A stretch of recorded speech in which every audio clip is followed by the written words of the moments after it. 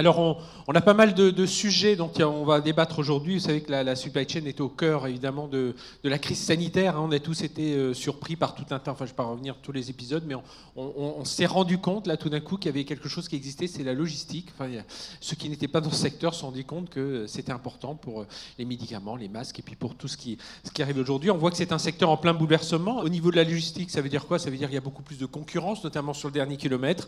Et puis, on voit un marché aussi qui est en train de se restructurer. Alors, ce n'est pas l'objet de la table ronde ce matin, mais c'est vrai qu'on voit beaucoup de rachats entre des acteurs, des petits, des grands, des startups qui se rachètent entre elles. Et puis de grands enjeux, évidemment, et on va en parler ici même. C'est tout ce qui est la rupture d'approvisionnement. On le voit aujourd'hui au niveau des semi-conducteurs, hein, dans la texte, assez frappant. Évidemment, tout ce qui concerne la décarbonation, les enjeux réglementaires, et puis la digitalisation, l'intelligence artificielle. Est-ce que vous y croyez? Est-ce que vous y allez? Ou est-ce que vous regardez ça d'un peu plus loin pour l'instant? Voilà, on va parler de toutes ces tables rondes. Merci en tout cas à chacun des intervenants qui vont venir ici tout au long de cette matinée d'avoir accepté de jouer le jeu des questions-réponses. Et je vais les appeler tout de suite à me rejoindre. Stéphane Cassagne, Sorine Chiocan, François-Xavier Dehaye et Hubert Gesell. Merci de les accueillir et je les appelle à me rejoindre ici sur scène.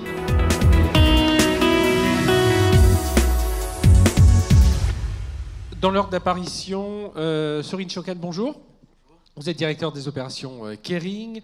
À vos côtés, Stéphane Cassagne, directeur général distribution express chez Géodis. Bonjour. Stéphane. À vos côtés, François-Xavier Dehaye, qui est directeur supply chain chez Focal. Bonjour, François-Xavier. Et Hubert Gesell, directeur associé chez TNP. Hubert, merci d'être avec nous. Bonjour.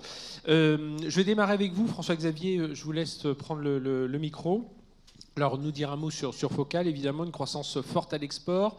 Vous, oui, un e-commerce qui explose, je viens de le dire. Dans votre domaine, ce qui frappe, c'est quand même la pénurie de composants, alors de tout type, hein, et ce problème d'approvisionnement. Un comportement aussi des consommateurs qui évolue. Voilà, ils sont pas, je sais pas, la crise sanitaire a fait réfléchir certains sur la qualité des produits qu'ils recherchaient, donc ils veulent un peu plus de haut de gamme et ça vous arrange. Et en gros, pour faire un peu un constat du sujet aujourd'hui, c'est quand vous vous levez le matin, voilà, quelles sont vos craintes aujourd'hui par rapport à la logistique, hein, bien entendu.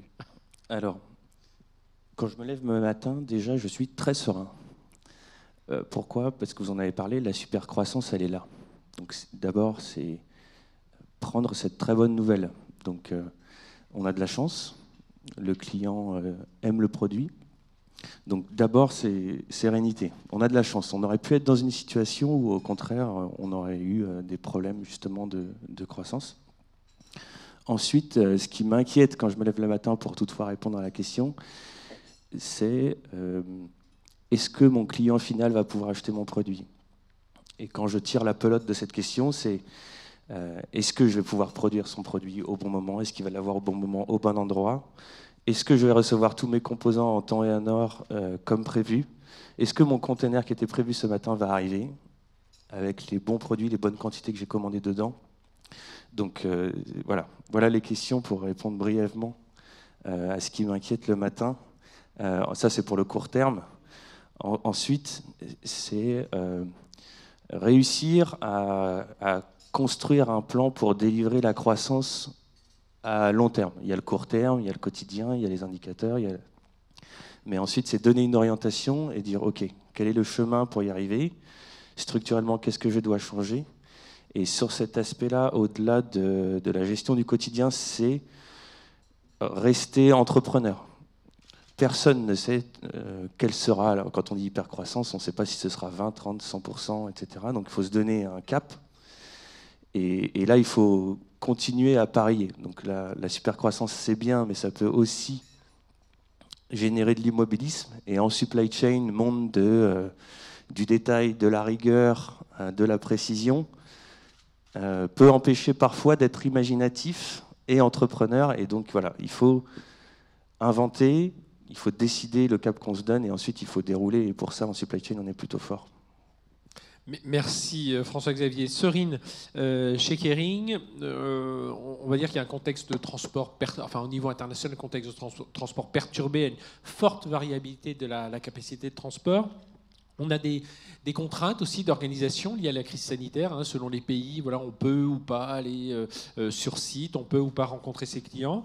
Et comme pour François-Xavier, donc il vous faut répondre aux exigences d'une supply chain qui est en croissance. Hein. Vous avez des ventes qui ont explosé de plus 40%. Je prends juste l'exemple des États-Unis. Alors même question que François-Xavier, quelles sont vos craintes, vous, quand vous levez le matin? Je sais que vous avez les soucis aussi de fret. Est-ce que les avions, les bateaux, tout ça arrive au bon moment et au bon endroit? Oui, oui, effectivement. À très court terme, vraiment, quand je me réveille le matin, mes questions n'ont pas changé. Est-ce que mes produits arrivent à temps? Avec les contraintes qui sont les nôtres aujourd'hui, est-ce qu'on a trouvé la bonne capacité de transport pour respecter notre engagement auprès des marques à très court terme? Donc, est-ce qu'on exécute bien?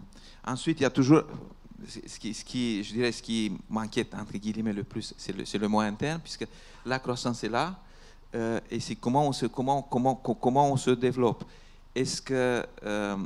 Comment on optimise, puisque la croissance est très forte, on ne peut pas aller continuellement à faire développer notre infrastructure au même rythme. À un moment donné, il faut qu'on arrive à rentrer dans une phase d'optimisation et ne pas perdre de vue les sujets d'optimisation quand tout croit bien. Et puis c'est très simple de dire je veux un entrepôt de plus, je veux 10 bonhommes de plus, je veux une nouvelle version de SAP. Je pense que c'est un vrai sujet. Et puis troisième et peut-être le plus important, c'est les hommes. Une entreprise, et notamment la supply, elle est faite d'hommes. Et la supply, elle est faite d'hommes qui sont ceux de l'entreprise et ceux de nos prestataires. Et c'est comment j'aligne, comment je tire vers le haut, je développe les gens pour qu'ils puissent non pas seulement répondre aux besoins actuels, mais arriver à anticiper. Et il y a une vérité qui est très importante dans la chaîne, c'est les prestataires. On est tous, je ne sais pas ce qui se passe, c'est une chaîne. La supply chain, c'est une chaîne. Donc, dans cette chaîne, on sait qu'une chaîne ne peut pas être plus forte que l'anneau le plus faible. Donc, la question, c'est, et puis il y en aura toujours, hein, c'est clair, la question, c'est comment j'identifie l'anneau le plus faible, comment je travaille dessus. Une fois qu'il est remonté au bon niveau, c'est lequel le suivant point sur lequel je dois intervenir. Vous parliez juste d'entrepôt. Alors j'avais lu quelque part qu'il fallait justement, selon que l'on fait voyager ces marchandises en avion, selon qu'on prend le maritime, donc il faut des entrepôts, il faut des zones d'achalandise. Après, on en parlera aussi par rapport à la décarbonation. Faut pas des zones c'est bien d'avoir des entrepôts qui soient grands et vastes, mais il faut pas qu'ils soient trop loin non plus des enseignes, enfin des consommateurs. Comment on se débrouille? C'est vrai qu'effectivement, le sujet de la décarbonation, le sujet globalement de notre impact sur la planète, il est revenu ces derniers 2 ans avec beaucoup de force. Donc, la première question, c'est comment on fait que ça devienne notre deuxième nature. Aujourd'hui, il y a beaucoup de discussions, il y a beaucoup d'efforts de persuader, puisque mettre en place des solutions, ça coûte de l'argent aujourd'hui. Mais imaginez, qu'est-ce qui serait si un jour il faudrait qu'on réfléchisse comment on respire. On ferait rien d'autre. Donc, moi, mon objectif, c'est de faire en sorte que dans mes équipes, autour de moi, le sujet de l'environnement devient une deuxième nature. Que ce soit naturel d'entreprendre des choses. Ça commence avec comment on jette la simple bouteille d'eau ou est-ce qu'on utilise une bouteille en plastique, jusqu'à comment on fait avec les entrepôts. Je pense qu'à l'autre bout, la vraie question, c'est comment on fait pour transporter moins. Aujourd'hui, un sujet qui revient très fort, tout le monde se dit, oui, il faut arrêter. Est-ce qu'on peut faire plus de bateaux, puisque au lieu de faire dormir les produits dans un entrepôt et les mettre vite dans un avion, on peut les faire dormir sur la mer pendant qu'ils traversent. C'est certainement la chose à faire dans le court terme, mais la vraie question, c'est comment on fait pour transporter moins. Comment on fait pour amener dans le point de vente au plus juste de ce qu'on a besoin pour vendre. Ça, c'est le vrai challenge. Ok, on reviendra sur ce point dans un instant. Stéphane Cassagne, donc de Géodis, l'un de vos challenges, ça concerne aussi l'omnicanalité. Aujourd'hui, voilà, je vais pas revenir, c'est vrai qu'il y a multiples types de livraisons, des livraisons très différenciées, il y a du B2C, il y a du B2B. Pour vous, quel est l'état du marché? Quels sont les profonds changements auxquels on doit faire face aujourd'hui? Alors, vous ne me demandez pas à quoi je pense quand je me lève le matin, ouais. Manifestement. Alors, je vais quand même vous dire à quoi je pense quand je me lève le matin. Bon, ce que je fais d'abord, c'est que je regarde les volumes de la veille et je regarde également les moyens engagés pour assurer la livraison de ces volumes. Alors, ce qu'on peut dire d'abord, c'est que ces volumes ils sont en croissance depuis la mi-2020. Mais ce qu'on constate quand même, c'est que ça reste un peu erratique, notamment sur un certain nombre de grands donneurs d'ordre qui ont précisément des difficultés d'approvisionnement, notamment lorsqu'ils sourcent en Asie. On sait tous qu'il y a une congestion des ports asiatiques et qu'il y a par ailleurs une forte tension sur le marché du maritime, qui fait que les volumes qui arrivent en France pour livraison sont parfois un peu erratiques. Voilà, ça c'est un constat général. Alors après, pour répondre à votre question, effectivement, les réseaux de messagerie, on va dire traditionnels, tels que Géodis Distribution Express, ont eu à s'adapter très rapidement. Alors, on avait, nous, commencé avant le Covid à proposer effectivement des services de livraison aux particuliers, puisque quand on parle de B2C, on parle de livraison aux particuliers, et notamment en accentuant la digitalisation, puisqu'on propose effectivement maintenant aux destinataires la possibilité de choisir son slot de livraison et puis surtout la possibilité d'interagir pendant la livraison. C'est-à-dire que si on veut faire livrer son colis à un voisin, un gardien par exemple, eh bien on peut interagir de façon à ce que le chauffeur aille se présenter non pas chez ce destinataire mais chez le gardien par exemple. Et puis effectivement on propose aussi la possibilité pour le destinataire de suivre sur une carte l'évolution du véhicule en live jusqu'à la livraison finale. Ce qui a vraiment changé chez les messagers, c'est la prise en considération du destinataire. Il y a encore 5 ans, le destinataire n'était pas un acteur de l'opération de livraison. La relation, elle était entre un messager et un client, expéditeur. Mais le destinataire, c'était finalement celui chez qui on allait poser une marchandise, mais on ne lui demandait pas son avis. Alors qu'aujourd'hui, précisément, ce destinataire, il va interagir, il va devenir un acteur de l'opération de livraison. Et ça suppose de mettre en place les systèmes qui sont des systèmes évidemment digitalisés via les smartphones. Donc aujourd'hui, un destinataire, il peut pratiquement piloter sa livraison jusqu'à la réalisation effective. C'est vrai qu'on ne se rend pas compte, mais en 2-3 ans, on peut suivre tout à fait sa livraison, alors qu'auparavant, on était un peu tributaire. Voilà, on attendait, mais on n'était pas acteur. Aujourd'hui, on est beaucoup plus. Le destinataire est beaucoup plus acteur. C'est vrai qu'on devient acteur de ce domaine. Hubert, TNP, de nombreux challenges donc, dans ce premier tour de table là, que l'on vient d'entendre. On sent quand même, une supply chain encore très fragmentée, pour ne pas dire erratique dans son côté de fonctionnement, et puis une expérience client, on vient de le dire pour le client B2C, mais ça doit être la même chose pour les clients B2B, qui est difficile aujourd'hui à satisfaire, non ? Oui, effectivement.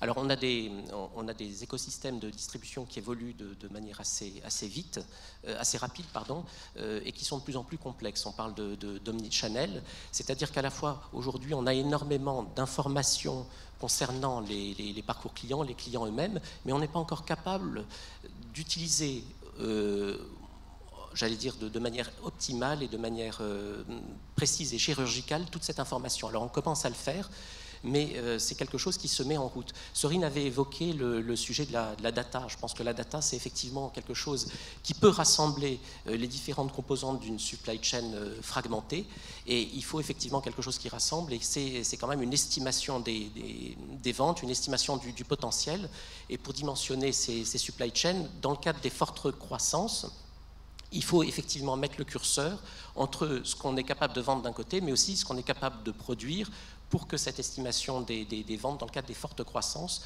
soit vraiment dans une logique end-to-end et soit réalisable. Donc ça, je pense que c'est quelque chose d'extrêmement important. Donc voilà, c'est la prévision des ventes. Et alors le client, là-dedans, il est à la fois très présent au moment de l'exécution des livraisons, mais il doit être pris de façon effectivement plus globale pour agréger les différentes composantes de ces supply chains fragmentées. Je peux rajouter. Allez-y. Puisque effectivement, il y a le sujet du omnichannel, qui est un sujet qui est très fort. Ça fait, je dirais, pour ce qui me concerne, ça fait partie de mes questions quotidiennes. Livrer ce client qui est un client final, pas un magasin. Il y a un sujet de la demande est très hiératique, donc la volatilité elle est énorme. Et la question c'est comment on est dans une chaîne, on travaille avec nos partenaires, comment on fait en sorte qu'ils aient le même niveau d'information que nous, puisque les priorités peuvent changer très vite. C'est là que la data intervient. D'un côté, transférer l'information, donner l'information à nos partenaires, c'est une question de data. Donc comment j'utilise la data, comment je l'obtiens et comment je l'utilise pour dire voilà ce que j'ai besoin de faire maintenant. Mais aussi, avec la data, il y a aussi la question de comment je récupère la data ensuite pour regarder et pour apprendre de ça. Je pense qu'on reviendra tout à l'heure sur l'intelligence artificielle, qui est un sujet, je dirais, assez mystérieux aujourd'hui, mais qui est finalement lié à cette data. Donc d'un côté, la data d'aujourd'hui, comment je l'utilise, donc l'information, pour exécuter ce que j'ai exécuté aujourd'hui, et ensuite, sur la base de cette information, d'une manière historique, qu'est-ce que j'apprends pour demain, pour améliorer mon demain. Voilà, et donc il faut une data de qualité, qui soit qualifiée, qui soit correctement cartographiée. Alors justement, cette data, elle peut peut-être vous aider aussi, si on aborde le sujet des contraintes environnementales. Aujourd'hui, elle vous aide sans doute à être plus green. Aujourd'hui, on voit que, alors certes, il y a une prise de conscience des consommateurs. Vous le disiez tout à l'heure, c'est vrai que le consommateur, il peut maîtriser, lorsqu'on commande, on peut choisir quel type de livraison. Et puis, si on nous renseignait un peu plus, on pourrait nous dire, voilà, vous utiliserez moins de CO2 si vous utilisez tel type de livraison ou si vous allongez un peu votre délai de livraison. Mais on comprend quand même que ce sont, Stéphane, les chargeurs qui seront à l'origine un peu de lancer tout ça. On voit aujourd'hui il faut réduire les kilomètres parcourus, il faut inciter donc les chargeurs à faire plus d'économies, à optimiser leur impact, optimiser les remplissages, mutualiser les moyens de transport plus propres. Alors il y a tous les nouveaux carburants, les biogaz, enfin tout ce genre de choses. Les transports intermodaux aussi, ça aussi c'est quelque chose, mais est-ce que c'est adapté à la distribution fine à voir. Et puis les initiatives, alors moi que j'appelle route de la soie, qui sont menées par les Chinois dans le maritime, et on le disait tout à l'heure, on se rend compte qu'aujourd'hui le maritime c'est bien, mais il faut des entrepôts. L'avion c'est bien si on n'a pas d'entrepôt, mais le maritime il faut des entrepôts. Donc ça fait beaucoup d'enjeux. Pour vous, quelles sont vos contraintes environnementales chez Geodis? Alors, il y a beaucoup de choses dans ce sujet.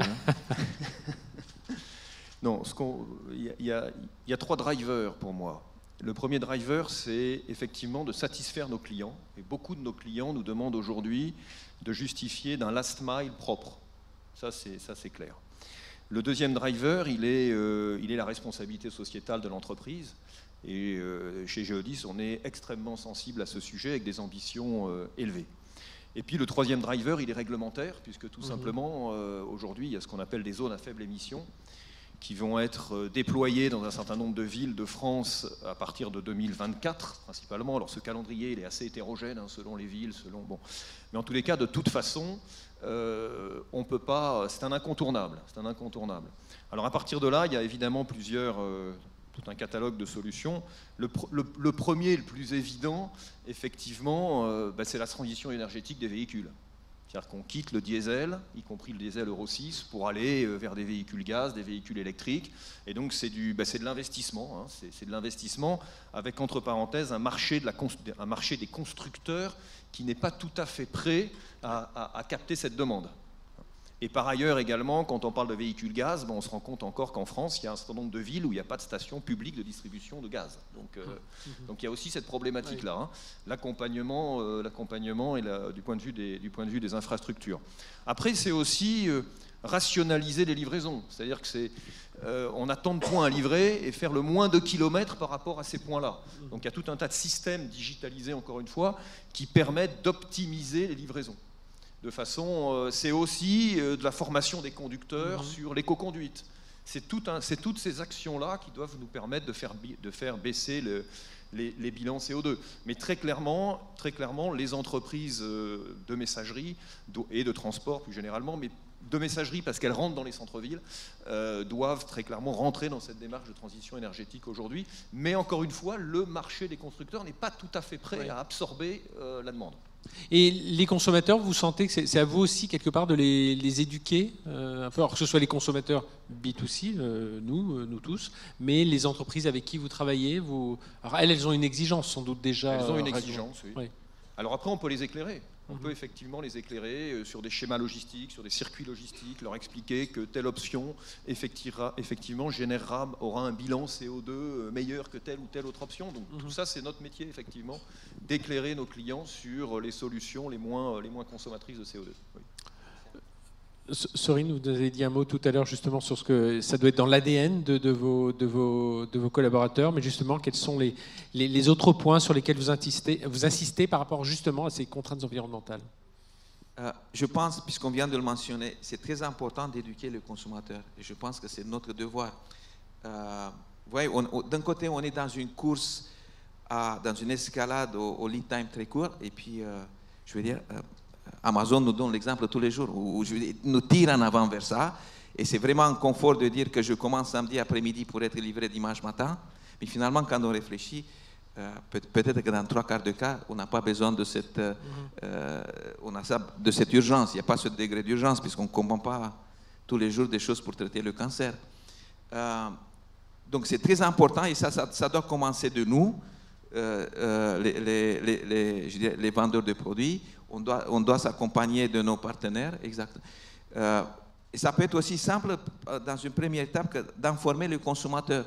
Je pense que le simple fait d'informer le consommateur au moment où il clique sur sa commande pour valider que là, une expédition express génère X grammes ou kilogrammes de CO2 de plus, je pense que ça peut être très utile. Informer le client ou lui donner l'option de renoncer éventuellement à une partie du packaging, ça peut être un acte très citoyen finalement. Voilà. Et je pense que ça commence ça commence là. Il faut tirer. D'un côté, on fait du commerce, donc on essaie de satisfaire tous les besoins du client en bout de compte. Mais il faut lui donner les options, l'éclairer sur les options et sur les impacts environnementaux de ces options. François-Xavier, même chose chez vous, chez Focal. Alors certes, les produits eux-mêmes peuvent être plus verts, plus green, etc. Mais en termes de logistique, voilà, vous appuyez sur quel levier pour répondre aux enjeux? Oui, alors on a parlé de plusieurs choses. On a parlé du consommateur final, et puis après il y a les industriels, et comment est-ce qu'on construit notre réseau logistique en fonction. Sur ce sujet-là, nous, on développe nos produits aussi selon les tendances du moment et les volontés du consommateur final, de l'utilisateur. Après, sur notre supply chain, sur notre logistique, évidemment, et on en a parlé, moi je compte énormément sur nos partenaires logistiques pour nous montrer aussi les différents scénarios, les différents impacts écologiques ou pas. Ensuite, moi j'ai parlé de supercroissance, on a parlé de driver, à un moment où il faut aussi choisir son combat. Est-ce que je veux faire du green quoi qu'il en coûte, ou est-ce que je veux livrer mes produits quoi qu'il en coûte? Et du coup, ça crée des questions très philosophiques aussi. Et parfois, effectivement, parfois on est obligé de faire de l'avion parce qu'il faut le produit tout de suite à un endroit. Et parfois, plus long terme, on réfléchit différemment. Mais donc, moi, voilà, ce que ça m'inspire, ces discussions-là, c'est dans nos appels d'offres, dans nos constructions de réseaux logistiques, comment est-ce qu'on le voit. Déjà, on a parlé de data aussi. Avoir l'information. Une fois qu'on a l'information, l'exploiter, l'analyser et la communiquer, en tenir compte. Et voilà, donc en tout cas sur la partie industrielle, moi je compte beaucoup sur mes partenaires transport, logistique pour me le montrer. Là où ça ne fait pas forcément partie de l'indicateur numéro 1 au quotidien pour dire ok, voilà ce que ça a coûté en CO2. Hubert, c'est le souci aujourd'hui, c'est d'avoir sur l'ensemble de la chaîne que tout le monde ait je ne dis pas cette petite musique, parce qu'elle est juste en tâche de fond, mais ça devient l'une des deux principales priorités. Oui. Je crois que une façon d'être plus green de manière très très globale, c'est souvent de repenser en fait son schéma logistique dès la base et d'intégrer effectivement dès l'origine la contrainte du green. Alors, dans la partie prévision, si vous voulez, il y a des choses qu'on peut anticiper, qu'on peut prévoir. Et puis il y en a d'autres, comme disait François-Xavier, qui sont moins prévisibles et on n'a pas d'autre choix parfois que de trouver des moyens qui ne sont pas toujours le plus écologiques possible pour répondre à une demande qu'on avait, j'allais dire, pas du tout prévue. En revanche, ce qu'on observe chez nos clients, c'est qu'en optimisant un schéma logistique, on peut simultanément, en tout cas dans cette première phase, souvent améliorer les lead time, les coûts et curieusement aussi la composante green sous-jacente. Et ça, effectivement, c'est un creuset de productivité, il ne faut absolument pas s'en priver. Malheureusement, après, il y a d'autres étapes qui sont plus complexes et qui font qu'à un moment, il faut investir aussi. Et là, le green est synonyme de coût. Mais en tout cas, dès qu'on peut prévoir, dès qu'on peut anticiper, le green a tout à fait sa place. Et effectivement, on y pense dès le matin quand on se lève. Et il faut l'intégrer dans les modèles. Voilà. Alors le green, alors la data peut servir aussi sur le green. François-Xavier, vous, pour sécuriser justement vos approvisionnements, est-ce que la data devient essentielle aujourd'hui? Enfin, comment vous en servez? On va parler d'intelligence artificielle, mais je pense que ça, c'est des choses qui commencent à tourner chez vous. Alors, la data, voilà. Déjà, c'est avoir l'info. Est-ce que la data est dispo? Pas toujours. Donc la rendre disponible. Ensuite, une fois qu'elle est disponible, l'analyser, comme j'ai dit, et c'est toujours pas suffisant. Et ensuite, c'est en interne construire les instances nécessaires de discussion pour prendre le temps de regarder les analyses de la donnée qui ont été faites. C'est très basique, mais souvent on en oublie les basiques. Donc nous, voilà où on en est. Et une fois qu'on a fait ça, il y a de la BI, il y a toutes les routines en place, etc. Mais moi, c'est ce sur quoi j'insiste aussi. Vous recevez tous les soirs ou dans la nuit des emails sur des reportings, voilà la photo du jour, etc. Parfois vous la regardez, parfois vous la regardez pas, et puis un jour il y a quelqu'un qui vient dans votre bureau et qui dit t'as vu les chiffres d'hier soir? Non, pourquoi? Regarde, ça craint. Ah oui, ça craint. Et donc c'est aussi, on parlait d'humain, c'est aussi un moment le regard et la sonnette d'alarme humaine qui fait qu'on s'empare de la donnée à un moment. Et la routine, la BI, etc., ça peut, en tout cas moi je peux le voir comme ça, être l'ennemi de l'impact qu'on peut avoir. La donnée, on ne la produit pas pour rien et pour se faire plaisir ou pour avoir des beaux tableaux de bord, on la produit pour prendre des décisions tous les jours. Donc voilà ce que j'en pense. Donc après, on a beaucoup de travail sur la data vise, l'automatisation, on la rend user-friendly et on le fait. Mais pas perdre de vue l'objectif qui est de l'exploiter, prendre des décisions. Je reviens justement sur le sujet qu'on disait tout à l'heure, sur la data, le digital. Il faut une donnée propre, une donnée correctement collectée. C'est la difficulté ensuite pour faire tourner des algorithmes. Aujourd'hui, c'est une difficulté. Je pense qu'il y a des endroits où les données n'existent pas, donc il faut travailler pour les avoir. Les technologies d'aujourd'hui le permettent. Mais effectivement, il y a encore des endroits où il faut investir pour passer du crayon papier à quelque chose de plus technique. Mais il y a aussi un autre problème, c'est que parfois on se rend compte que les données existent, mais ils arrivent dans un cycle qui est trop long. Notamment, par exemple, pour l'environnement, la majeure partie des gens sont habitués dans un rythme annuel. Donc ça arrive trop tard. Donc, et tout ça, d'un côté, il faut penser à casser le cycle et se dire j'ai besoin de données environnementales comme j'ai besoin de données pour l'arrivée, là quand ça se passe. Et deux, il faut accepter que avoir la donnée vite est peut-être moins exact. Le fait, dans l'environnement, le fait d'avoir un cycle annuel, c'est parce qu'aujourd'hui, il y a plein d'étapes de validation pour qu'il y a plein de spécialistes qui certifient. À un moment donné, je voudrais avoir des données peut-être avec 20% d'erreurs, pas vraiment certifiées, mais ça me permet de prendre des décisions demain matin. Et je vais avoir peut-être un écart par rapport à mon point d'arrivée, mais je ne vais pas être très loin. Ça me permet de ne pas attendre 6 mois ou 1 an pour agir. Et puis j'ajuste, c'est un peu comme la navigation au voile. D'où la dimension humaine dont on dit autour de cette data. Stéphane, même chose pour vous autour de cette data? Pour nous, un élément essentiel de la data et du traitement des données que l'on a, c'est d'arriver à prévoir les moyens à mettre en œuvre. Ça, c'est un sujet très important. On a une activité qui n'est pas du tout régulière au long de l'année. Il y a globalement 2 peak seasons. Une peak season plutôt sur la période du printemps avec des grands donneurs d'ordre dans le gardening, dans le bricolage, dans l'équipement de la maison. Et puis il y a une deuxième peak season qui est généralement la peak season traditionnelle du mois de novembre, on va dire. Et la vraie question, c'est d'arriver à dimensionner les moyens embarqués par rapport à des historiques de données. Et ça, c'est très important parce que les clients sont très exigeants sur les capacités qu'on est capable de mettre en œuvre quand ça démarre. Et il faut les avoir, ces capacités. Il ne faut pas les avoir 15 jours trop tôt parce que ça coûte très cher. Et il faut les avoir au bon moment. Et ça, c'est vraiment l'analyse des données volumétriques qui nous permet d'être au rendez-vous. Alors si on fait un dernier tour de questions là, avant de passer à notre table ronde suivante, justement, Stéphane, vous parliez tout à l'heure, il y a eu ce basculement, vous étiez très B2B, beaucoup plus B2C aujourd'hui.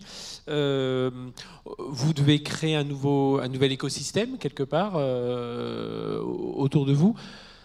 Comment, alors, il y a cette data qui vient aussi s'ajouter à tout ça, mais justement, vous réfléchissez à vos nouveaux business models aujourd'hui de supply chain ? Alors d'abord, il a fallu s'adapter. Il a fallu s'adapter et s'adapter vite. Comme je l'ai dit tout à l'heure, prise en considération du destinataire, envoi d'informations, traitement de cette information via des modes digitaux. Donc ça s'est fait très vite. Le deuxième sujet, c'est quand on bascule dans un environnement B2C, c'est aussi des infrastructures différentes. Parce qu'un envoi de messagerie traditionnel en B2B pur, ça ne stationne pas sur une installation dans un dépôt. Un envoi de B2C, il y a un choix de date de livraison, donc ça peut stationner 2 jours, 3 jours, 4 jours, et donc à un moment donné, vous avez vos installations qui sont pleines de colis, mais pas des colis à traiter le jour même, des colis à traiter dans la semaine. Et ça vous pose des problèmes de capacité très importants. Et donc c'est aussi un sujet d'infrastructure. C'est aussi un sujet de traitement mécanisé de ces colis. Donc c'est aussi équiper des sites avec des traitements mécanisés. C'est aussi, comme on l'a dit, rentrer dans des centres-villes de façon plus intense, donc sujet de décarbonation. Donc c'est tout ça, basculer dans le B2C, c'est toutes ces dimensions. Et puis dernier sujet, c'est aussi se plugger à un écosystème. Aujourd'hui, il y a énormément de startups qui sont rentrées, qui gravitent autour de cette notion de last mile. Je parlais tout à l'heure, par exemple, d'une possibilité de livrer, non pas au destinataire, mais à un voisin, un gardien. Vous avez des solutions digitalisées, vous avez des gens qui offrent cette possibilité. Donc c'est arriver à monter des partenariats avec tout cet écosystème. Donc c'est sortir un peu de sa boîte, je dirais, du métier traditionnel pour aller vers l'écosystème au travers de partenariats, au travers d'engagements avec des gens qui offrent des solutions disruptives. On parle aussi de livraison collaborative. Dans nos métiers, à partir de 18h, on ne livre plus. Mais le particulier, il est peut-être prêt à accepter une livraison jusqu'à 22h. Donc comment on fait pour traiter cette tranche horaire entre 19h et 22h ? Il se trouve qu'il y a des gens qui sont capables de le faire, donc c'est ce qu'on appelle nous la livraison collaborative. Donc c'est arriver à trouver, alors ce n'est pas forcément des partenaires nationaux, c'est des partenaires qui vont être présents dans une ville, dans une région. Comment on arrive à rentrer dans un partenariat avec ces gens-là qui vont nous amener un complément de moyens pour intervenir au-delà, je dirais, de nos normes, finalement. Donc c'est travailler beaucoup plus en écosystème, quoi. Le nouveau business model, ça va être ça. Et de sortir de sa boîte, c'est vraiment ça. Et de savoir ensuite comment on va partager la valeur ça. entre vous, ces startups. Aussi, on a tout un tas de solutions aussi de livraison avec des triporteurs électriques, qui vont rentrer dans certains quartiers dans lesquels on ne peut plus rentrer en voiture, par exemple. On a un certain nombre d'exemples à Strasbourg, à Lille, à Montpellier. Il a fallu trouver les bons partenaires, les aider parfois aussi un peu à investir. Et ces gens-là, c'est un prolongement de nos moyens opérationnels. Donc c'est vraiment se pluguer à l'écosystème. C'est ça. Parce que cet écosystème, il s'enrichit de jour en jour, particulièrement sur ce créneau du last mile. Oui, et puis je continue à le dire, avec un client qui devient toujours plus exigeant, qui ne sait pas toujours ce qu'il veut. Voilà, il aime bien le J+1, mais... Si on pourrait citer des exemples, mais je ne le ferai pas là. Par exemple, une grande maison de champagne qui au mois d'août dernier, voulait livrer Saint-Tropez en triporteur électrique. Voilà. Donc c'était le cahier des charges, vous faites ce que vous voulez, mais il faut livrer la ville de Saint-Tropez en triporteur électrique. Voilà. Je ne sais pas le nom. Ben voilà, le challenge est à relever. Serine, je ne sais pas, il n'y a pas de rapport entre la marque que vous avez citée et Serine, mais vous aussi, est-ce que quel nouveau business model auquel vous réfléchissez aujourd'hui? Parce on le disait, on doit optimiser ses prévisions, on doit être plus agile, on doit donner de l'information aux clients, qu'ils soient entreprises ou qu'ils soient consommateurs. Donc comment vous réfléchissez un peu à l'évolution de votre modèle aujourd'hui? Déjà, effectivement, l'agilité, d'une manière globale, est un sujet pour nous. Donc, il faut qu'elle soit à toutes les étapes dans la chaîne. Les prévisions, il faut toujours s'améliorer. Comme je disais, aujourd'hui, on transporte certainement trop de produits. Donc, il faut améliorer notre capacité à prévoir ce que le client va acheter demain. Il faut revoir justement, parce que souvent, on imagine dans les entreprises, la logistique, c'était quelque chose d'établi. Voilà, on avait un service logistique, enfin une direction logistique avec des process, des hommes. Et aujourd'hui, on se rend compte, avec tout ce qu'on vient de dire, bien, on doit travailler avec des startups, on doit travailler avec des gens du digital, on doit revoir complètement les modes de livraison. Enfin, il faut un peu tout casser, mais il faut quand même continuer à livrer. Mais, effectivement, c'est un métier qui bouge énormément. Heureusement d'ailleurs, puisque... Oui.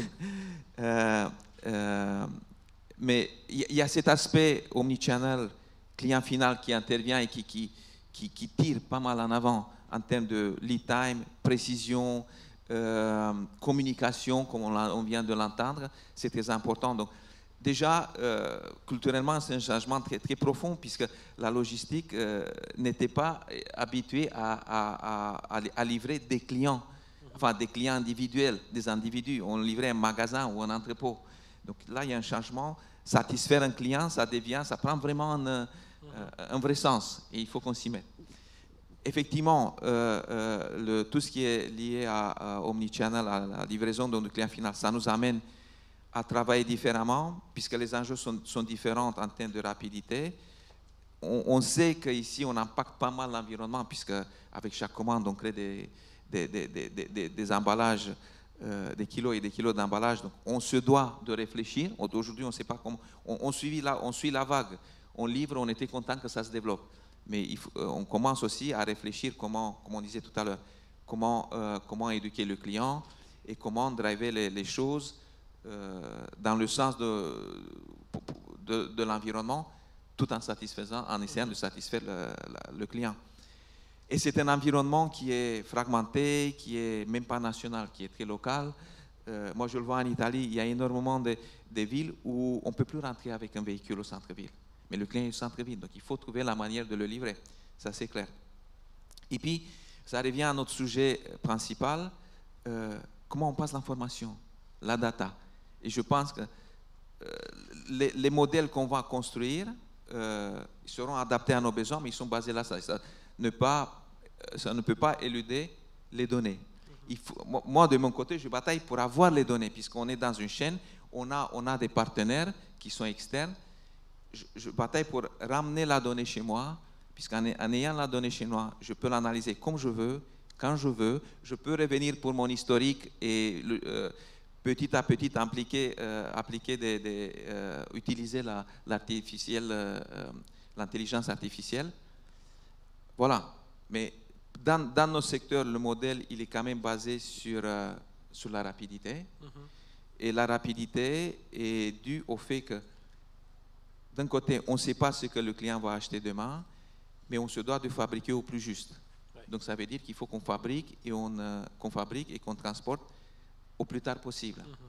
D'où on reboucle sur l'agilité et sur la planification. Oui, puis on aurait pu parler, on va presque conclure cette table ronde, on aurait pu parler aussi de l'aspect international. Tout à l'heure, je disais des ventes en hausse de plus de 40% aux États-Unis, mais du coup, il y avait des produits qui manquaient en Europe, il a fallu réorganiser la logistique pour faire passer de l'un à l'autre. Voilà, il y a ce sujet-là aussi. Il y a quand même un aspect qui est fondamental, je trouve, puisque j'ai mentionné plusieurs fois, on est dans une chaîne, on a des partenaires on n'est pas tout le temps au même endroit, et peu importe ce qu'on va faire, ça passera par créer des synergies, rendre l'information beaucoup plus fluide entre nous et les partenaires, entre les partenaires et nous.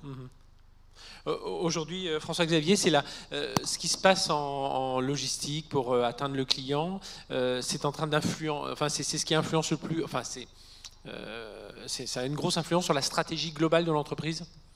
Oui, je pense que, en fait, on a parlé de plusieurs choses. Qu'est-ce qu'on vend au client? Qu'est-ce que le client veut? Et tout ça, ça nécessite des choix aussi, ou en tout cas des priorisations. Si le client veut être livré au plus tôt, il y a forcément un impact quelque part, soit de coût, soit de carbone, etc. Nous, côté Focal, on est sur un produit exclusif. Donc mon rôle, c'est plutôt de mettre en ligne toute ma logistique avec la promesse de l'entreprise dans le produit. Je vends un produit de luxe, je vends un produit qui est beau, je vends un produit qui est excellent, etc. Et donc ma supply chain, elle doit être excellente. Elle doit être green, mais pas forcément du jour pour le lendemain. Encore une fois, qu'est-ce que le client veut? Moi, ma promesse, c'est « When you will have it, you will love it. We will wait for it, maybe. » mais voilà.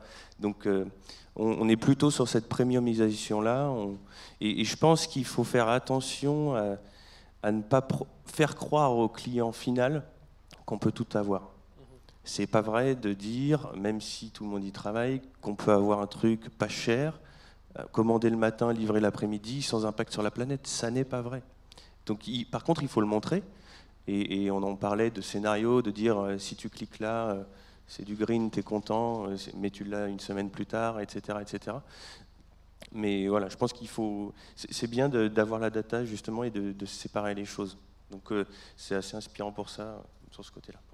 Votre conclusion, Hubert, justement, la data, le digital qui revient toujours au cœur de tous ces sujets. Ah oui, alors absolument. Donc on l'a vu, enfin tout le monde l'a dit, la data, les prévisions, évidemment, c'est très important. Mais quand on fait des prévisions de vente, on se trompe tout le temps.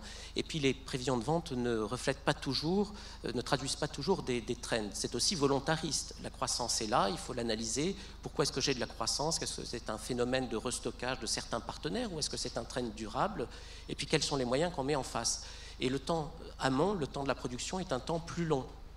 C'est-à-dire qu'on ne peut pas le piloter avec la même agilité qu'on pilote l'aval. C'est-à-dire qu'à un certain moment, il va falloir avoir une logique end-to-end et se dire quels sont les moyens que je mets en face et en fonction de ça, je vais prévoir à tel ou tel niveau.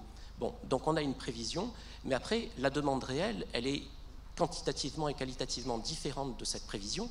Donc ce qu'il faut faire, c'est accélérer les flux et mettre de l'intelligence dans certains processus d'exécution dans lesquels on ne mettait pas tant d'intelligence que ça.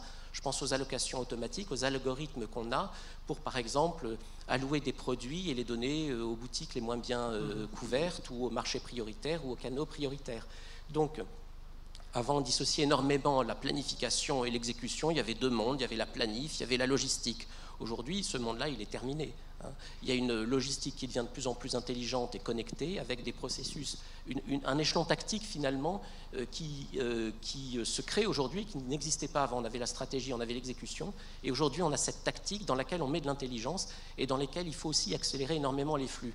Alors accélérer les flux, évidemment, on l'a vu par les systèmes d'information, on n'aime pas tellement les batchs, on préfère que l'information circule, c'est normal, et puis accélérer aussi les circuits de décision, comme le disait Sorine, il vaut mieux une décision qui est prise en une demi-journée qui fait 80% de l'objectif, plutôt qu'une décision qui va prendre une semaine, parce qu'il faut réunir le marketing, le commercial, la supply chain, les filiales, etc., qui va certainement être meilleure intellectuellement, mais qui va prendre tellement de temps et qui va finalement retarder les flux. Donc cette composante tactique, elle est extrêmement intéressante, extrêmement prégnante, et tous les modèles que l'on voit aujourd'hui vise à renforcer cette composante-là. Probablement aussi parce que les circonstances actuelles font qu'il est de plus en plus difficile de prévoir, parce qu'on a aussi, cet aléa aujourd'hui qui existe sur le transport et sur la disponibilité des composants. Bien, merci. On peut vous applaudir tous les quatre. Merci pour vos interventions. Je vous invite à regagner vos fauteuils et on va poursuivre notre table ronde. Voilà, on avait abordé beaucoup de sujets. Merci encore.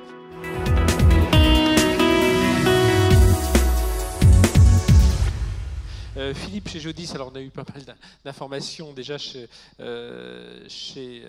Geodis avec la table ronde précédente, mais vous, qu'est-ce que vous pourriez rajouter sur la situation, le contexte? Alors peut-être commencer par dire un mot aussi, on peut peut-être rentrer aussi dans le vif du sujet de la décarbonation.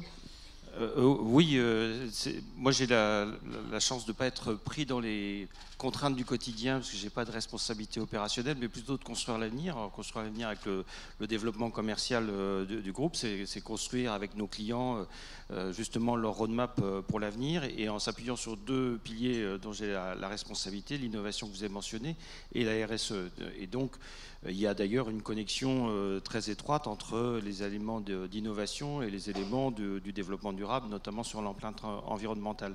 Donc tous les matins, je me lève avec qu'est-ce que je vais pouvoir construire un pas plus loin. L'innovation, justement, vous mettez quoi dans, alors, il y a le côté connecté, évidemment, mais oui, qu'est-ce qu'il y a d'autre? Oui, aujourd'hui, il y a pour moi une dimension essentielle qui est toute l'automatisation et la robotisation, qui ces dernières années a connu une accélération considérable, une accélération parce que les fabricants de robots ont su intégrer justement des capteurs, ce qu'on appelle abusivement de l'intelligence artificielle, parce que c'est simplement des routines d'exécution, abaisser les prix tout en augmentant cette capacité fonctionnelle des robots. Et puis simultanément, alors la poule et l'œuf, hein, la demande s'est accrue, notamment en raison du e-commerce, où non seulement il y a une rapidité d'exécution, une fiabilité de l'exécution aussi, pour avoir moins d'erreurs possibles dans la préparation de commandes, et un coût, un niveau de coût pour être compétitif dans le marché que vous ne pourriez pas atteindre de toute façon avec des solutions manuelles. Donc ça a conduit d'ailleurs nos clients à réviser l'interaction qu'ils pouvaient avoir avec les prestataires logistiques, où, pour schématiser un peu, auparavant, bon, c'était des contrats de 3 ans et puis on faisait tourner les fournisseurs pour essayer de serrer les prix. Aujourd'hui, parce que s'équiper dans ces solutions de robotisation dans des entrepôts extrêmement performants, et on peut d'ailleurs ajouter aussi la composante de performance environnementale de ces entrepôts, aujourd'hui, ce sont des capex qui sont considérables et que même les plus grands acteurs du marché dans nos clients commencent à avoir du mal à financer, se retournent aussi vers nous en disant comment est-ce que vous pouvez nous aider à financer, et donc avec une conséquence qui est l'allongement en général des contrats pour financer, pour s'assurer que nous-mêmes, en tant que prestataire logistique, on ne va pas se retrouver avec une ardoise quand le client décidera de nous quitter. Donc il y a vraiment une relation très étroite entre tous ces domaines et une transformation très profonde, accélérée par la crise du Covid et le développement de e-commerce. Donc il y a vraiment, je crois que vous le disiez tout à l'heure, les intervenants le disaient dans la première table ronde, ce monde de la logistique qu'on a connu assez stable, assez ronronnant avec ses modèles, ses habitudes, ses façons de penser, en 3-4 ans, si on veut allonger un peu et pas simplement penser que c'est la crise du Covid qui a tout changé, il a connu une transformation considérable. Vous parliez, Sophie, à l'instant des compétences qui sont nécessaires. C'est vrai qu'aujourd'hui, la logistique alors elle a changé parce qu'elle est sur le devant de la scène depuis 2 ans, mais la vision du public de la logistique, c'est souvent un truc un peu graisseux, des gars derrière un volant ou derrière un transpal. Aujourd'hui, on a beaucoup plus de gens qui sont derrière des écrans et qui travaillent sur des algorithmes et qui travaillent sur de la BI, de la data vise. Donc on a beaucoup plus de gens qui sont dans le domaine de la tech que dans la vision traditionnelle et plutôt négative de la logistique. Donc il faut réussir justement à attirer davantage de compétences aussi dans ce domaine. Olivier, tout à l'heure, Hubert l'a un peu dit tout à l'heure, on distinguait la chaîne d'approvisionnement amont, la distribution, les dynamiques, les contraintes n'étaient pas forcément les mêmes, mais on se rend compte qu'aujourd'hui, tout est en train de s'unifier un peu, non ? Alors, en effet, hein, on peut quand même distinguer 2 mondes où les acteurs sont un peu différents. On a la chaîne de distribution amont, dans laquelle, en général, les industriels ou les fabricants sont vraiment à la manœuvre. On a parlé de réflexion sur un schéma global, sur un modèle global. Et puis, on a des distributions finales qui est vraiment un domaine quand même assez réservé pour les transporteurs, parce que c'est vraiment là où les transporteurs peuvent amener de l'innovation. On a parlé de nouveaux services, on a parlé d'optimisation, on a parlé d'automatisation, on a parlé de nouveaux services. Et donc, l'industriel ou le fabricant est plutôt demandeur, mais n'est pas à la manœuvre. Donc je vais vous citer quelques exemples sur lesquels on a été amené à travailler chez TNP pour certains de nos clients, sur notamment la partie optimisation de la chaîne d'approvisionnement amont. On est capable de faire vraiment de la performance. Par exemple, on a travaillé pour un industriel agroalimentaire.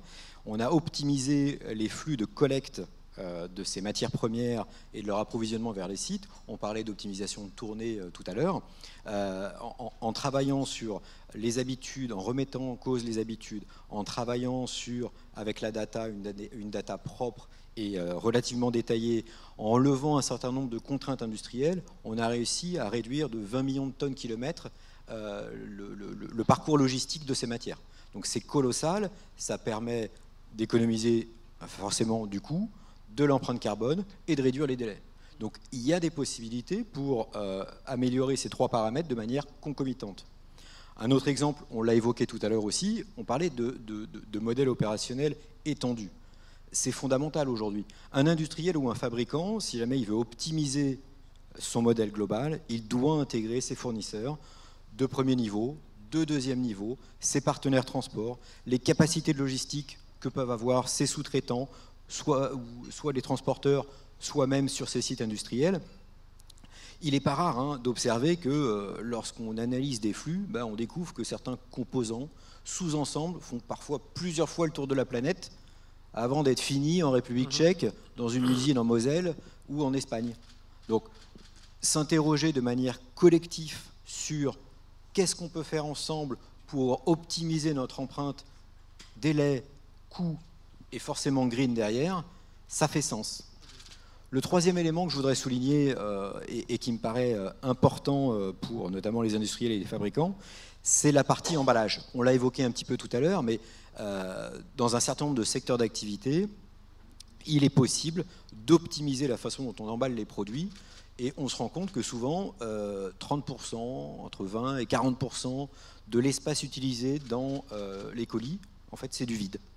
Et tout ça, ça a un impact carbone, un impact écologique, un impact sur les coûts qui est assez considérable. Donc travailler sur le redesign des produits depuis la façon dont on va l'imbriquer dans son colis primaire, puis secondaire, constituer la palette et expédier, ça permet de temps en temps de faire des économies de 10 à 15%. Donc c'est une mobilisation de 10 à 15% en moins des moyens logistiques, des camions, des avions, etc. Stéphane en a dit quelques mots tout à l'heure, mais justement les projets de décarbonation chez Geodis, ils sont évidemment nombreux. Ouais, alors il y a une ambition générale qui est d'abord qui est une responsabilité citoyenne et on doit participer à cet effort de décarbonation. Le transport de façon générale, donc y compris les transports des passagers, c'est 25% des émissions globales mondiales. Donc le transport de fret, il n'y a pas de mystère, il faut qu'il fasse son travail pour contribuer à ce que cette planète reste vivable, donc si possible en dessous de 1,5 degré, etc. Donc nous, on va prendre notre part. On considère que c'est une problématique qui dépasse très largement le niveau des entreprises. Donc on fait partie de groupes de lobbying, de groupes d'influence qui cherchent à comprendre scientifiquement quelles sont les voies pour progresser et éclairer les lawmakers, en particulier pour nous au niveau français ou au niveau européen, pour s'assurer que les orientations qui sont prises, les réglementations qui sont prises vont dans le sens que cette planète reste durable. On n'a aucun problème à ce qu'il y ait des vignettes, des taxes, des orientations fiscales qui soient données, des pénalités qui soient données à partir du moment où ça s'applique de façon dans un cadre concurrentiel égal. Et un des sujets pour nous, ce sera évidemment comment se passe l'importation de carbone aux frontières de l'Europe. Donc ça, voilà, c'est une problématique et qui dépasse très largement le cadre de chacune de nos entreprises, si grande soit-elle, mais c'est en se mettant ensemble qu'on peut peser sur les lawmakers et qu'ils aillent dans la bonne direction et qu'on fasse partie de l'effort. Donc après, au niveau de Geodis, évidemment, on ne peut agir que sur ce qu'on mesure.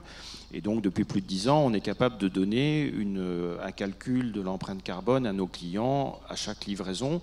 Et on peut leur donner l'année, pour répondre aux problématiques que Sorine exprimait tout à l'heure, on a la vision à la livraison, à la maille de la livraison, et on a cette information cumulée.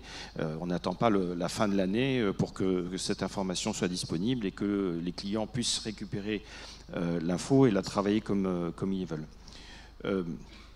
Le transport pour Géodis, c'est 95% des émissions carbone. Les bâtiments sont beaucoup moins émissifs, ça ne veut pas dire qu'on ne travaille pas dessus. La question des déchets est aussi une part des 5% qui restent et on travaille également là-dessus. Donc on travaille beaucoup sur cette partie transport et on a un framework, on a une méthodologie en 5 points qui reprend un certain nombre de ceux qui ont déjà été évoqués. Network Optimization, comme disait Sorine, le meilleur kilomètre, c'est celui qu'on ne fait pas. Donc ça, c'est un point important. Et traditionnellement, ces méthodes d'optimisation étaient tournées sur les coûts, éventuellement sur les délais. Et puis maintenant, on inclut le carbone comme troisième facteur d'optimisation. Est-ce que les assets sont bien utilisés? Est-ce que mon conteneur, il est plein? Est-ce que ma remorque, elle est pleine? Aujourd'hui, on s'aperçoit que dans un certain nombre de secteurs industriels, le paradigme, c'était le juste à temps. Et quand on ouvre les portes du conteneur ou de la remorque, on s'aperçoit que le camion ou le conteneur sont loin d'être pleins. Parce qu'en fait, dans la logique du juste à temps et des stocks les plus bas, on a conduit à des supply chains qui ne sont pas aussi efficientes qu'elles devraient l'être. Et donc on est en train d'essayer de transformer ce paradigme dans l'esprit de nos clients, où souvent on a une dichotomie entre l'acheteur et le supply chain manager, qui n'ont pas forcément les mêmes objectifs, avec la finance qui place au-dessus, comme une menace. Donc il faut mettre tous ces gens-là autour de la table. Je crois que c'était François-Xavier qui disait que la difficulté, c'était pas simplement d'avoir de la data, c'était aussi de faire en sorte que les gens se parlent de ce que voulait dire cette data. Donc l'optimisation de l'usage des assets. Troisième point, est-ce que ces assets sont efficaces? Est-ce que mon camion, il a la meilleure consommation possible? Est-ce que j'ai le dernier modèle? Est-ce que mon chauffeur, il a été formé en éco-conduite? Est-ce que j'ai des pneus basse consommation? Est-ce que j'ai mis l'aérodynamique qui va bien? Etc. Et même chose évidemment sur les bateaux et sur les avions, et on voit, si on regarde la performance énergétique des avions depuis un certain nombre d'années, on voit qu'ils ont en moyenne gagné 2 à 3% de performance énergétique sur les 15 ou 20 dernières années, et ils espèrent bien continuer ainsi.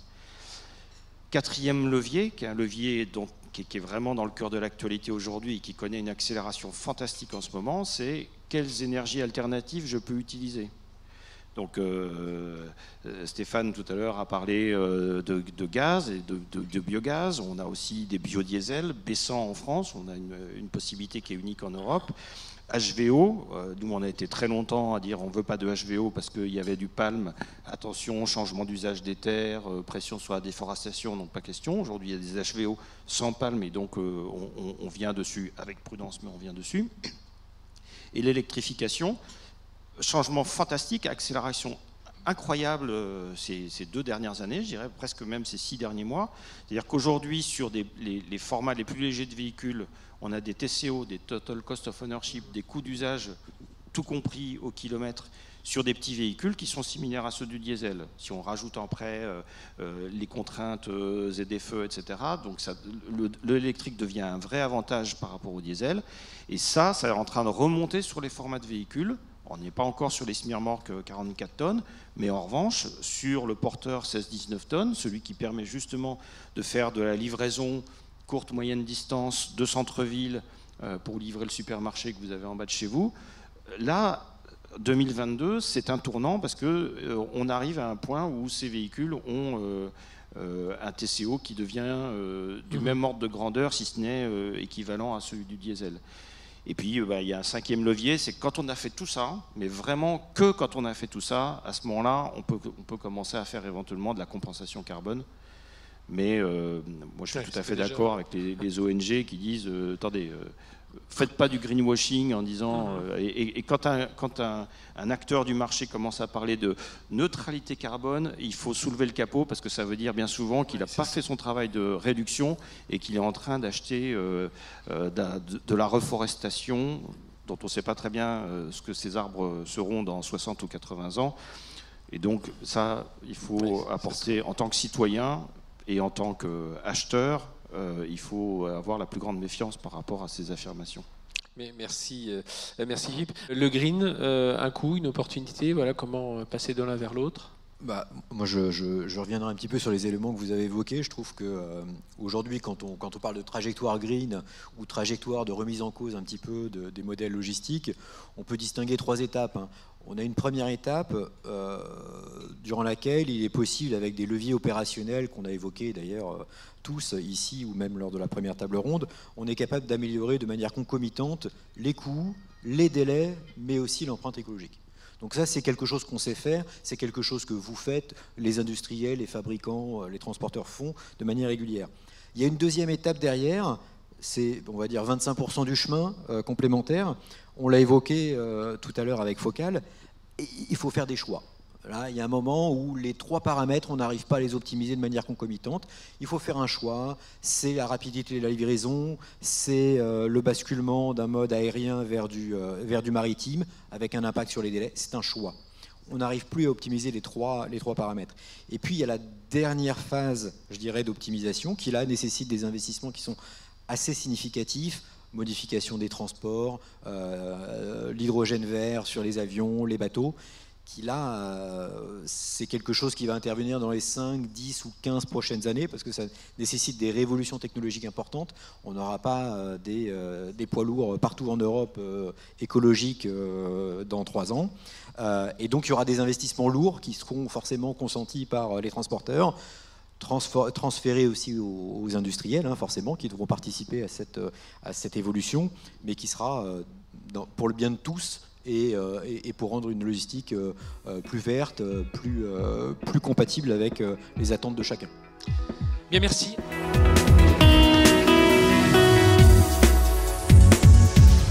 Henri Legout, ici, Europe de Bolloré Logistique, et puis Benoît Ragny, président de TNP. Non, tu restes au loin. Voilà, rapproche-toi. Je ne suis pas contagieux. Alors, justement, donc on a dit beaucoup de choses pendant ces 2 tables rondes. Donc la pandémie, évidemment, a révélé des signes de fragilité dans les chaînes d'approvisionnement. On a vu qu'il y avait des chaînes, comment dire, des organisations, des chaînes de valeur complexes qui, elles, avaient montré de la résilience. Pour vous, Henri, qu'est-ce qui a changé aujourd'hui par rapport à 2019-2018, ou est-ce que finalement cette pandémie n'a fait qu'accélérer les transformations de la façon dont vous faites le métier de logisticien? Frédéric, moi je dirais un peu les deux en fait. Je dirais que d'abord la crise sanitaire, elle a remis en avant de façon très forte la composante tactique, telle qu'elle a été évoquée tout à l'heure, avec la nécessité absolue d'avoir des capacités d'exécution. Je pense que ce volet opérationnel, il est bien présent chez nous, chez Bolloré Logistique, ça fait partie de notre ADN. Et pour autant, la crise sanitaire, elle a accentué des tendances de fond qu'on voyait déjà se dessiner depuis plusieurs années dans la logistique.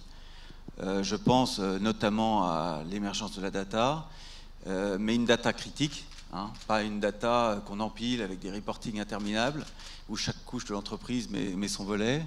Non, une data qui vous permet de prendre les bonnes décisions. Et puis derrière, effectivement, on a bien compris que la supply chain serait au cœur de la transition énergétique, et qu'on ne pouvait pas afficher un bilan énergétique décent sans avoir une supply chain décarbonée. Est-ce qu'on tire des leçons trop vite là aujourd'hui de la pénurie que l'on a en semi-conducteurs? Là, on voit, je prends juste cet exemple, on voit Thierry Breton qui dit oh là, ça y est, il faut construire des usines de semi-conducteurs. On est habitué, enfin beaucoup, notamment dans l'industrie automobile, étaient habitués à des flux tendus. Et puis ils se rendent compte que finalement, s'ils avaient fait un peu plus de stock, ils avaient sécurisé leur stock, ils auraient pu fournir davantage de voitures. Mais est-ce que là, il y a des choses qui vont changer radicalement selon vous? Je ne suis pas sûr que la notion de flux tendu survive à la crise sanitaire. Je pense que maintenant, la nécessité d'avoir des stocks quand on peut le faire est quand même une grosse sécurisation pour la supply chain. Ce qui est intéressant, c'est que ce matin, on a beaucoup parlé de last mile. Ce que la crise sanitaire a mis en avant aussi, c'est la notion de first mile. C'est-à-dire effectivement la capacité industrielle au départ avant de pouvoir livrer. Et effectivement, elle est conditionnée par l'approvisionnement de tous les composants. on s'aperçoit que finalement la chaîne de valeur, elle est faite de produits venant d'un peu partout, qui font effectivement parfois plusieurs fois le tour du monde. Donc ça suscite une réflexion en termes de résilience, je pense, pour l'avenir, qui mettra du temps, parce que on ne va pas recréer du savoir-faire industriel dans toutes les régions du monde en claquant des doigts, même avec la meilleure volonté, même avec les stratégies d'investissement public les plus ambitieuses. Benoît, en quoi justement cette chaîne de valeur est totalement transformée là aujourd'hui, ou elle est en train de se transformer? Déjà, avant de parler de sa transformation, j'aimerais partager un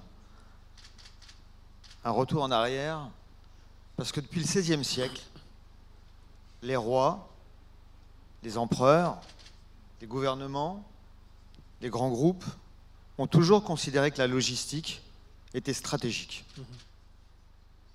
Moi, ce qui me fait plaisir, c'est que cette crise sanitaire, cette crise des composants, remet la logistique au top des priorités des dirigeants, au top des priorités des gouvernements.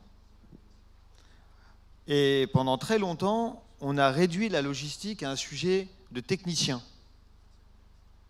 Quand la logistique, c'est un asset stratégique. Stratégique pour un groupe, stratégique pour un gouvernement, stratégique pour un continent. Et donc, je pense qu'aujourd'hui, une des grandes leçons, c'est se dire, effectivement, c'est un asset. C'est quelque chose qui est extrêmement important pour une entreprise, pour une nation, pour l'Europe.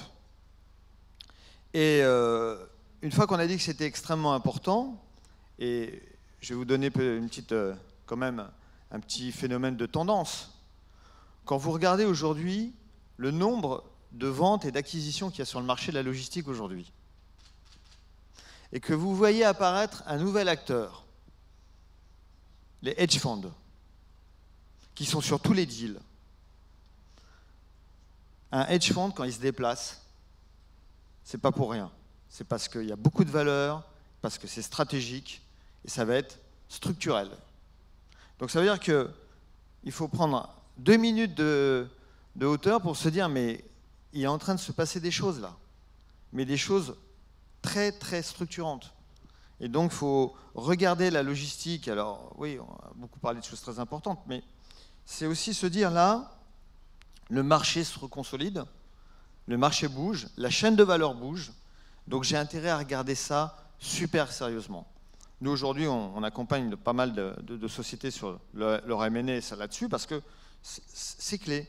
Et l'autre point important dans la recomposition de la chaîne de valeur dont tu parlais, on l'a dit à la première table ronde. Pourquoi c'est aussi important la supply chain? Parce qu'aujourd'hui, la supply chain est le point focal d'une équation insoluble. On veut de manière concomitante livrer plus vite, livrer moins cher, livrer plus green. C'est impossible. Il n'y a pas de solution à cette équation. Et donc, effectivement, il faut repenser les business models, il faut repenser les chaînes de valeur. Sorine en parlait tout à l'heure. Il faut transporter moins. On va arriver dans des économies où on va faire du sur-mesure. On va acheter sa voiture, elle va être livrée à la maison. Je vais acheter un costume, ça va être du sur-mesure, ou en tout cas, sera livré à la maison. Mais ça veut dire que il faut que j'accepte d'attendre. La jeune chinoise qui veut son sac Gucci, demain matin, c'est une hérésie économique, en tout cas pour la planète. Parce que ce n'est pas urgent qu'elle ait le sac demain matin, c'est de l'acheter sur l'e-commerce. Elle peut attendre une semaine, 15 jours. Donc là, il y a un vrai sujet, on en a parlé dans la première table ronde, d'éducation. Le logisticien, le patron de la supply chain aujourd'hui, avant de reparler de sa recomposition de chaîne de valeur, il doit profiter du moment qu'il a et de ce temps sous les sunlight pour remettre la supply chain comme un rôle d'éducateur là-dedans. Ça veut dire, Henri, que la relation qu'a un Bolloré Logistique avec ses clients est en train de changer. On devient, alors vous avez toujours été partenaire, on va dire, de vos clients. Vous écoutez, vous discutez, vous échangez. Mais est-ce qu'aujourd'hui, vous sentez que il faut que vous interveniez plus haut dans la partie stratégie des entreprises avec lesquelles vous travaillez ? Moi, je rejoins exactement ce qu'a dit Benoît. Je pense que ce que cette crise a mis en valeur, c'est que la logistique, ce n'était pas le dernier maillon de la chaîne de décision dans les entreprises, c'était maintenant un maillon conditionnant pour répondre à la demande. Donc ça suppose que c'est pas une fois que tout est réglé qu'on commence à se tourner vers le logisticien pour dire « et au fait, comment on va gérer tout ça ?» Il faut commencer par se dire, surtout si on veut décarboner demain la supply chain, quels sont les engagements, comment est-ce qu'on peut donner un peu de prévisibilité sur nos flux, comment est-ce qu'on peut engager de façon un peu plus committante nos services marketing, nos outils industriels pour pouvoir sécuriser la capacité et traiter des expéditions.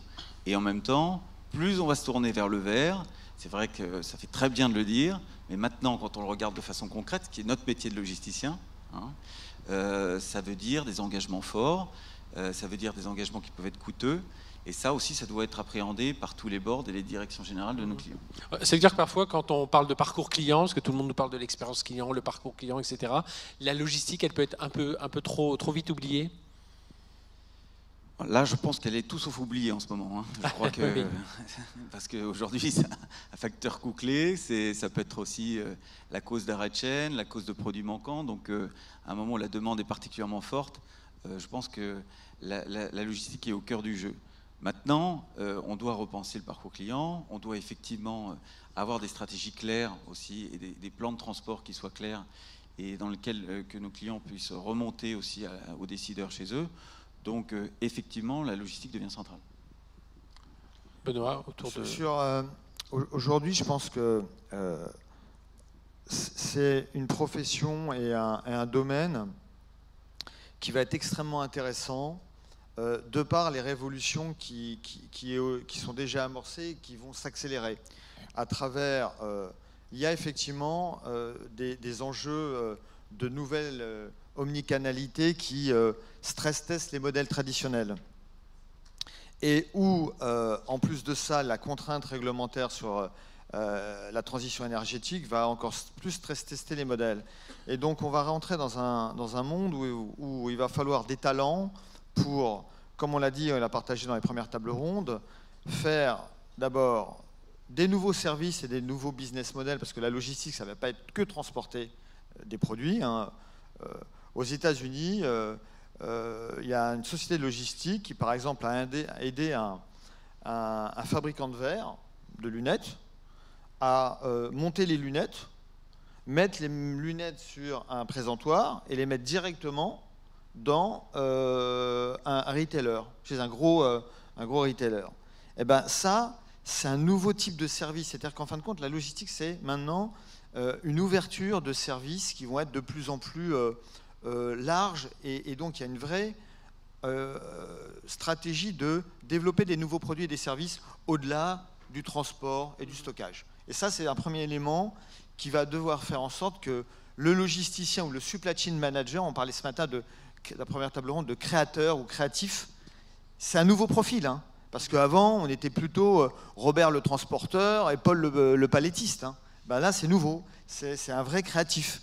Et deuxième truc important, c'est l'énorme arrivée de l'intelligence artificielle, l'Internet des objets, de tout ce qui va être la vraie digitalisation. Et on n'en est qu'au tout début.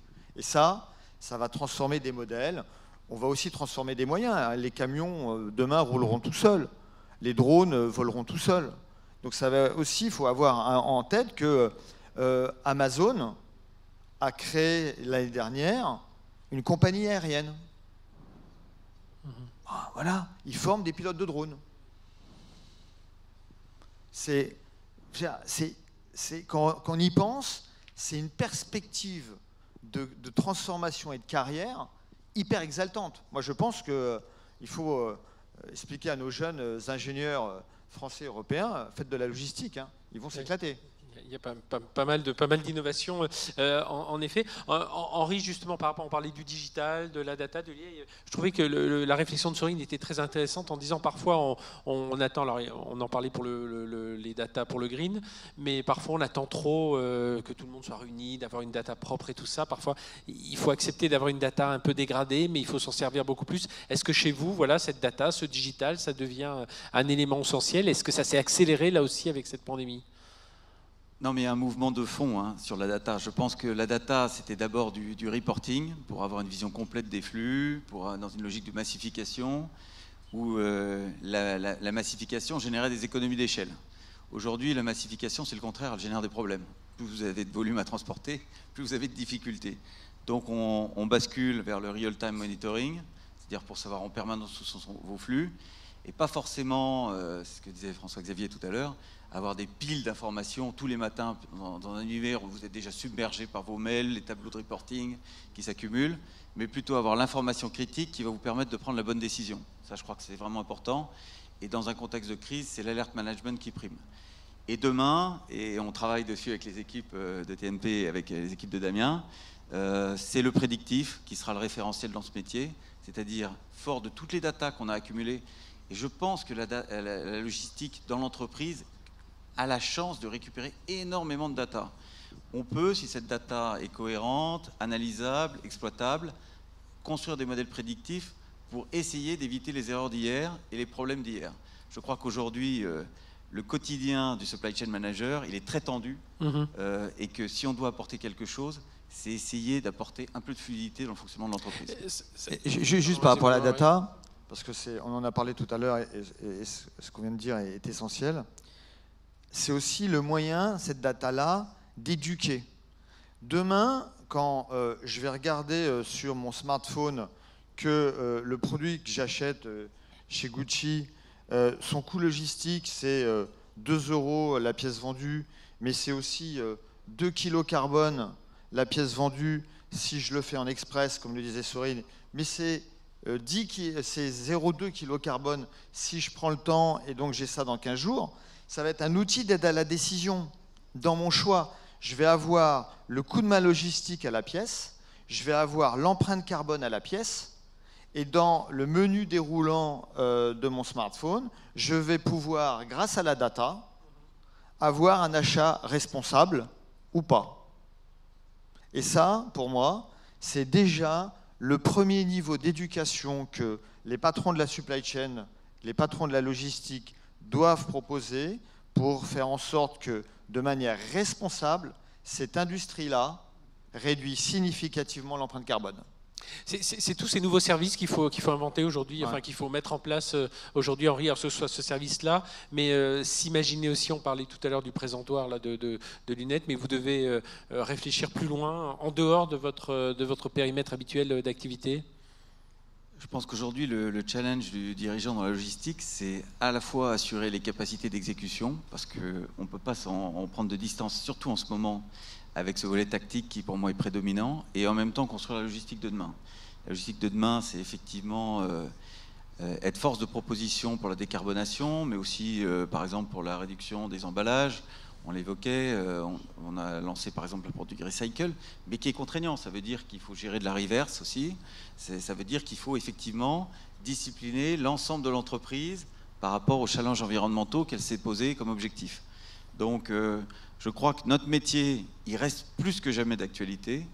Je crois que l'organisation de la chaîne logistique, d'une somme de composantes, de compétences, comme je l'entendais tout à l'heure, effectivement de plus en plus pointues, de plus en plus fragmentées, et où chaque maillon peut j'allais dire, entraîner la défaillance de l'ensemble, cette coordination, elle devient essentielle. Donc notre cœur de métier ne change pas, les outils vont évoluer, et l'appréhension des besoins également.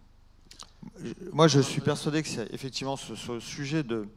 Le logisticien, les grands groupes de logistique, ont un énorme potentiel de croissance sur le business de la seconde vie.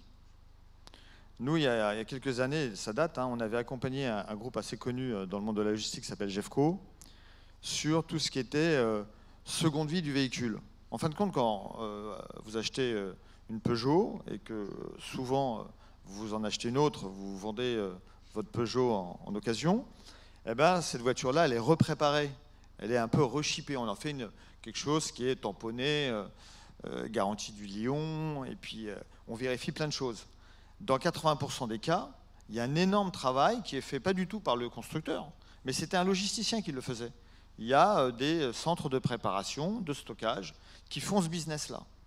Eh ben, cette image-là, vous pouvez la déployer dans plein de business. Vous pouvez la déployer dans des produits bruns, vous pouvez la déployer dans... on parle de voitures électriques, mais qui demain va s'occuper des batteries? Et donc il y a des vrais enjeux de comment, quand je suis logisticien, je peux potentiellement aller récupérer sur une chaîne de valeur la seconde vie. Merci, on arrive au terme de cette table ronde. On a le temps de prendre une ou deux questions. Je ne sais pas s'il y a des questions dans la salle, n'hésitez pas à vous manifester. Oui. On apporte le micro. Je vais me lever. Donc Jean-Luc Rognon, journaliste pour Supply Chain Magazine. Benoît, vous avez évoqué la seconde vie. Alors justement, dans le domaine du green, on voit aussi une réglementation qui évolue, notamment en France, avec la loi anti-gaspillage, la loi AGEC, sur les produits non alimentaires. La seconde vie, elle s'applique dans pas mal de secteurs, peut-être pas dans le luxe, justement. Alors j'aurais voulu savoir peut-être, Sorine, si dans le luxe, c'est de nature, cette loi anti-gaspillage. Alors, j'imagine qu'il peut aussi s'étendre dans d'autres pays européens ou mondiaux. Est-ce que ça a vocation à transformer la supply chain? Est-ce que justement vers une supply chain un peu circulaire, est-ce que c'est vraiment quelque chose qui va bouleverser un petit peu les flux? Je pense que oui. Chez Kering, il y a des initiatives en cours dans ce sens-là, qui sont dictées par nos valeurs environnementales.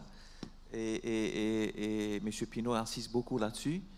Donc oui, ça va changer. Première chose, il faut que la supply devienne plus agile pour qu'on puisse bouger les produits. En bougeant les produits plus vite dans plusieurs directions, on a déjà une chance d'en vendre plus, donc d'avoir moins à mettre dans le circuit circulaire, dans l'économie circulaire. Mais ensuite, effectivement, il faut qu'on donne à ces produits une deuxième vie.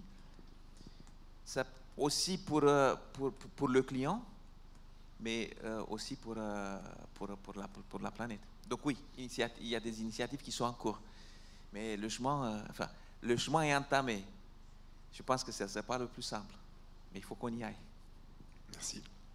Autre question, voilà, qui peut être soit Henri, soit Benoît, soit d'autres...